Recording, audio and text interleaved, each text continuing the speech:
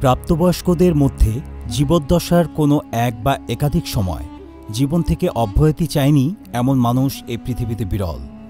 জীবন সবার কাছে অতি মূল্যবান সম্পদ, তবুও মানুষ নিজেই নিজেকে হত্যা করে। ভিন্ন কোনো পর্যবেক্ষক হিসেবে মানুষের এই কাণ্ডটি খুবই অদ্ভুত মনে হলেও মানুষ হিসেবে আমরা এই ঘটনার বাস্তবতাকে স্বীকার করতে বাধ্য।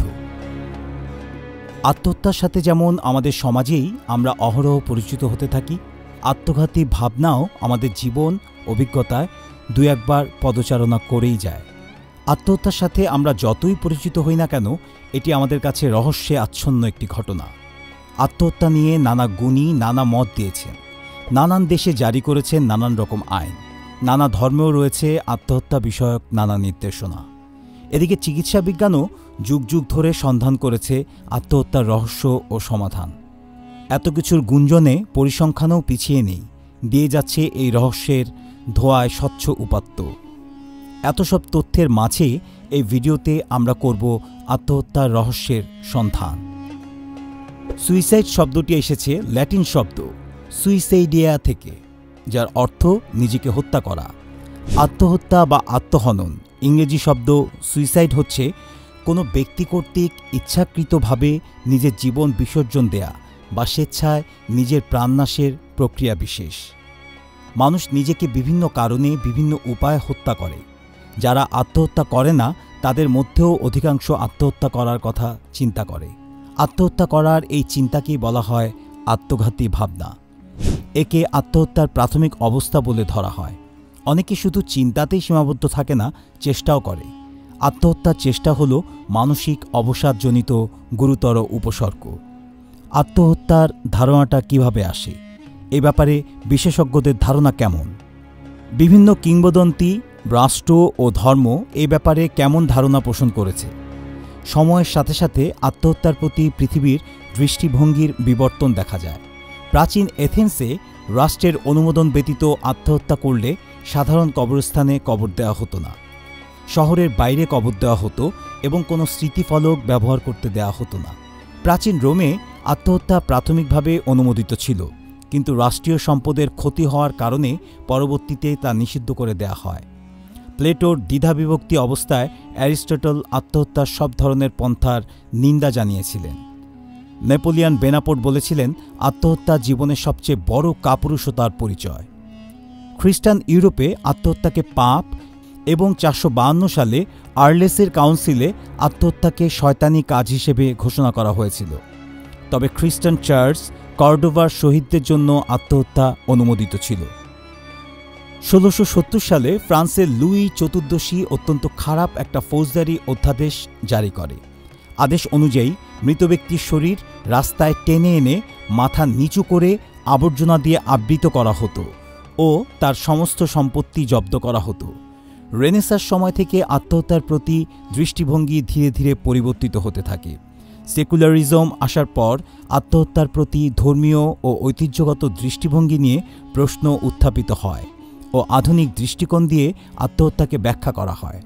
ডেভিড হিউম আত্মহত্যাকে অপরাধ হিসেবে স্বীকৃতি দেয়নি। তার মতে, যেহেতু আত্মহত্যা সমাজের কাউকে প্রভাবিত করে না এবং নিজের সুবিধার জন্য করা হয়, সেহেতু এটি অপরাধ নয়। সব ধর্মেই আত্মহত্যাকে মহাপাপ বলেছে। খ্রিস্টান ধর্মে আত্মহত্যা নিষিদ্ধ। ইহুদিরা আত্মহত্যাকে সৃষ্টিকর্তাকে অবিশ্বাসের সমতুল্য মনে করে। হিন্দু ধর্মে আত্মহত্যা ঘৃণিত ও মহাপাপ। ইসলামে আত্মহত্যাকে নিষিদ্ধ করা হয়েছে। আত্মহত্যা নিষিদ্ধ করে কোরআনে আয়াত নাজিল হয়েছে, তোমরা তোমাদের জীবন, সময়, সম্পদ, মেধা, যোগ্যতা, সুযোগ ও সামর্থ্য আল্লাহর পথে ব্যয় করো। তোমরা নিজেদের ধ্বংসের দিকে ঠেলে দিও না, আর উত্তম কর্ম ও দয়া করো। নিশ্চয়ই আল্লাহ তাআলা সৎকর্মী ও দয়াশীলদের ভালোবাসেন। আত্মহত্যার শাস্তির বিষয়ে হাদিসে বর্ণিত হয়েছে, যে যেভাবে আত্মহত্যা করবে তার শাস্তি অনন্তকাল সেভাবেই চলতে থাকবে। অধিকাংশ ক্ষেত্রেই আত্মহত্যা হতাশা আর ভুল প্রত্যাশা থেকে করা হয়। ইসলামের মতে আত্মহত্যা করলে ব্যক্তি শুধু ইহলোক নয়, পরলোকও হারায়। ইসলামে মন্দ কাজের জন্য ক্ষমা পাওয়ার চূড়ান্ত পরম ঘোষণার মাধ্যমে বিশ্বাসী মুমিন ব্যক্তিকে চরমভাবে আশ্বস্ত করা হয়েছে। কোরআনে বলা হয়েছে, হে রাসূল সাল্লাল্লাহু আলাইহি ওয়াসাল্লাম, আপনি বলুন, মহান আল্লাহ ঘোষণা করেছেন, হে আমার বান্দারা, যারা নিজেদের প্রতি পাপ ও অপরাধ দ্বারা অবিচার করেছ, তোমরা আল্লাহর রহমত হতে নিরাশ হও না। নিশ্চয়ই আল্লাহ তাআলা সকল পাপ ক্ষমা করবেন। নিশ্চয়ই তিনি ক্ষমাশীল, দয়াময়। তাই মুমিনরা ভুল করলে তওবা করে নতুন জীবন শুরু করে, নিরাশ বা হতাশ হয় না। পরিসংখ্যান বলে, যারা ধার্মিক তাদের মধ্যে আত্মহত্যার প্রবণতা খুবই কম। বর্তমানে বিভিন্ন দেশে আত্মহত্যার বিভিন্ন আইন রয়েছে। ভারতে আত্মহত্যা বৈধ ছিল, যা 2014 সালে বাতিল করা হয়। মার্কিন যুক্তরাষ্ট্রে এটি অপরাধ। আত্মহত্যার চেষ্টা করলে শাস্তি পেতে হতে পারে। আত্মহত্যা করার চেষ্টা করেছে এমন কাউকে মার্কিনরা দেশে ঢোকার অনুমোদন দেয় না। তবে এদেশে আবার আরেকটি অদ্ভুত আইন আছে। দীর্ঘমেয়াদী কোনো রোগে ভুগতে থাকা ব্যক্তি রাষ্ট্রীয় অনুমোদনে চিকিৎসকের সাহায্য নিয়ে আত্মহত্যা করতে পারে। অস্ট্রেলিয়ায় আত্মহত্যা একটি অপরাধ নয়, তবে আত্মহত্যার প্ররোচনা দেওয়া অপরাধ। 1996 সাল থেকে 1997 সাল পর্যন্ত অস্ট্রেলিয়ার উত্তরাঞ্চলীয় প্রদেশে বৈধ ডাক্তারের সহায়তায় আত্মহত্যার ব্যবস্থা ছিল। ইউরোপের কোনো দেশে আত্মহত্যা বা আত্মহত্যার চেষ্টা করাকে অপরাধ বলে মনে করা হয় না। অধিকাংশ মুসলিম সংখ্যাগরিষ্ঠ দেশে আত্মহত্যা অপরাধ। তবে বাংলাদেশে বিদ্যমান আইনে আত্মহত্যা কোনো অপরাধ নয়, কিন্তু আত্মহত্যার চেষ্টা করা অপরাধ। বাংলাদেশ দণ্ডবিধি বা পেনাল কোড 1860 অনুযায়ী আত্মহত্যার প্রচেষ্টাকে একটি শাস্তিযোগ্য অপরাধ হিসেবে বিবেচনা করা হয়েছে। এছাড়াও আত্মহত্যার ঝুঁকি সিজোফ্রেনিয়া বাড়ায় 14% এবং পার্সোনালিটি ডিসঅর্ডার বাড়ায় 8%। পরোক্ষভাবে পোস্ট ট্রমাটিক স্ট্রেস ডিসঅর্ডার এবং অবসেসিভ কম্পালসিভ ডিসঅর্ডার আত্মহত্যায় ভূমিকা পালন করে। নেশাজাত দ্রব্য ব্যবহার আত্মহত্যার প্রবণতা বৃদ্ধি করে। সিডেটিভ, হিপনেটিভ ড্রাগ, অ্যালকোহল, বেনজোডিয়াজপাইনের প্রভাবে আত্মহত্যার 15 থেকে 61% ঝুঁকি বাড়ে।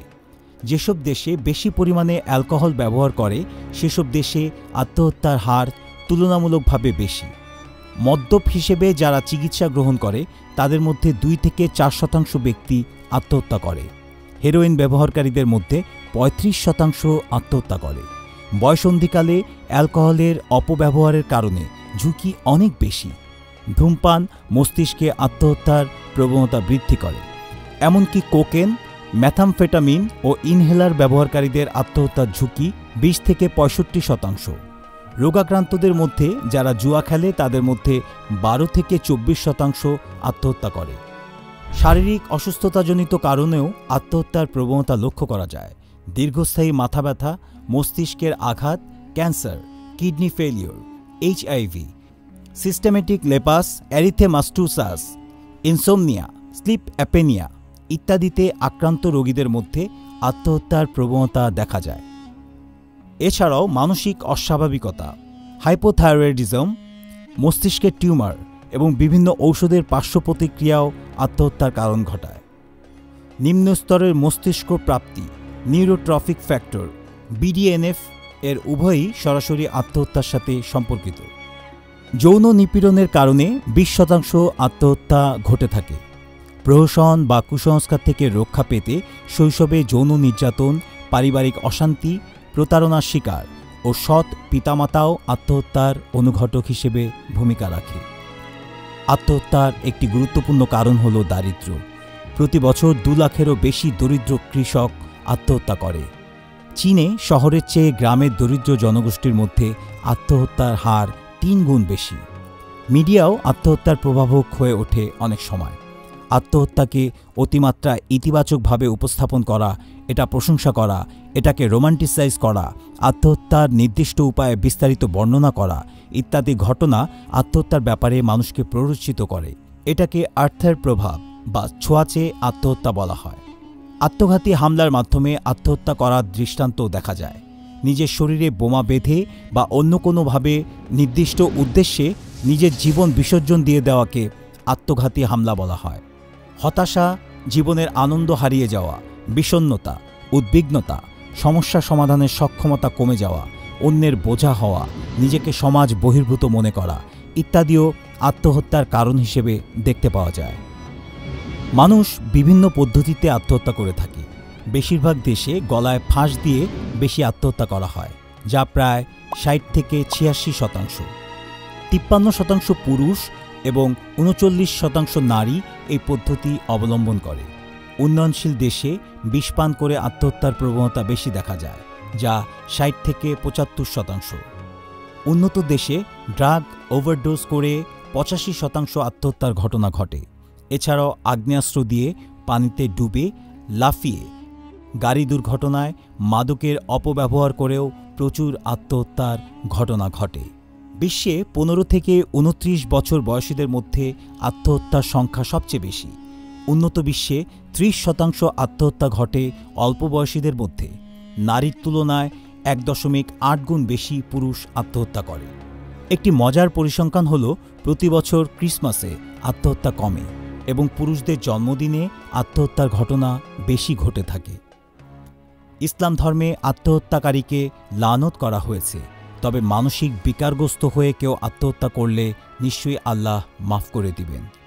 আত্মহত্যা কমানোর ক্ষেত্রে ধর্মীয় জ্ঞান সবচেয়ে গুরুত্বপূর্ণ এবং কার্যকরী প্রতিরোধ ব্যবস্থা।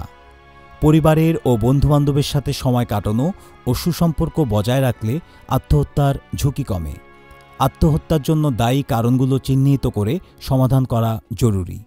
কারো ভেতর আত্মহত্যার পূর্ব লক্ষণ দেখা দিলে তাকে ডাক্তারের কাছে নেওয়া, চিকিৎসা ও কাউন্সেলিং করতে হবে।